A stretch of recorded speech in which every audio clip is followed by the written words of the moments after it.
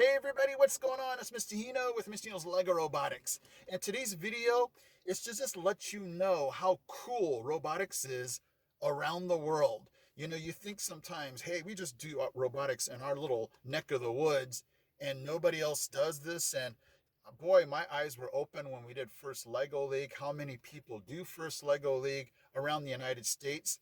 And then as I got more and more into First LEGO League, how cool and widespread it is around the world. Thank you so much, Gary. We had our chat about where robotics goes in 2023 and beyond from Australia. Man, Gary, we were so many hours apart, just speaking, and Australia is on the other side of the world. So awesome. So today is about an email I got from Bohdan.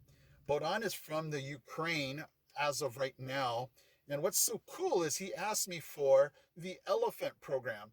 And I get that request so often. I think I'll leave a link to my email right now. So if you guys want that elephant program, and it was from the old EV3 version, and that EV3 program for the elephant has just brought me so many emails from around the world, just that one program.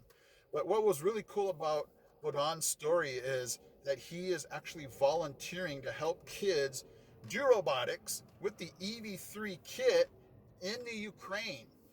And so what was cool is he's asking me for the elephant program. I'm like, Bohdan, yes, you can have that program, but tell me more. What's going on with you, the kids, the EV3 in the Ukraine? Because I would not have expected the EV3 or robotics to have even touched the Ukraine just because of what's been going on.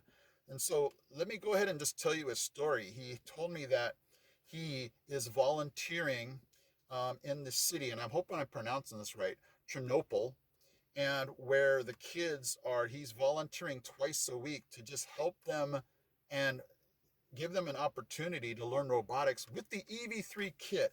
That was the cool part. Nothing against Spike Prime or all the other robotics kits, but you guys know EV3 is dear to my heart, and to know that it is in the Ukraine and kids in the Ukraine are using it, that was just so cool. And so Bohdan was basically telling me that it's because I asked him, I said, how are the kids doing? How have they been affected by all this? And he's basically said, hey, Mitch, I don't cross certain lines. I don't get too personal as far as, having them speak about what's going on. He basically says he's there to help.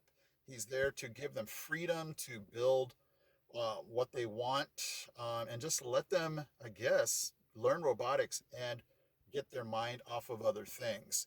And so, he said he's not a child psychologist, so he doesn't dive too deep.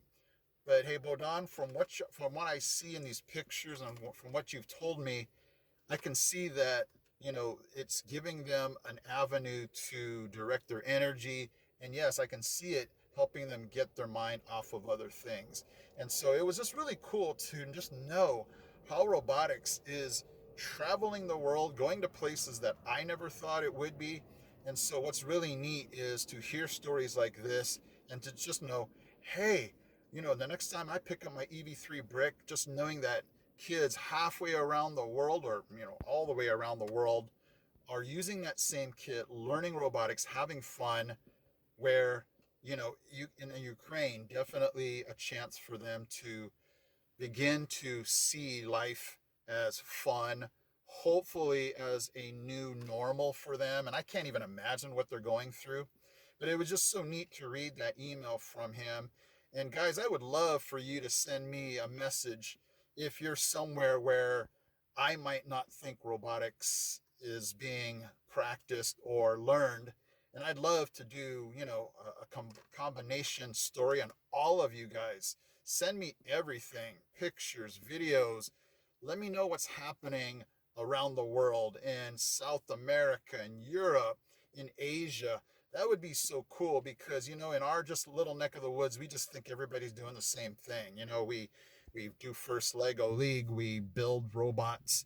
But, to take it a step further, just to see different cultures, just to see that it is not just, in the populated parts of the world, but making it to places like Ukraine. That was amazing, Bohdan.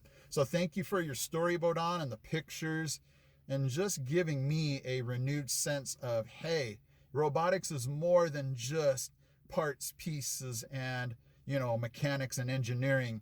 It's allowing kids all over the world to be able to not only learn and collaborate with each other, but just to take their mind off of things that, they're trying to escape, trying to not think about, giving them something that they can say, hey, this is mine. I own this knowledge. I own this fun, and I can start to heal, start to, get my life on track. And who knows what's going to happen out of the Ukraine with these kids. Wouldn't that be awesome to be able to do a first Lego League competition with, and kids from the Ukraine, kids from some places where we would not normally visit, not normally compete against. Man, we need to set something up. If you're out there watching, somebody set up some goodwill tournament where it's still fun, it's still competitive, but it's not like a world championship where all these teams are like the top notch. Why can't we just send teams that want to travel, have some fun? Who knows, right, Gary?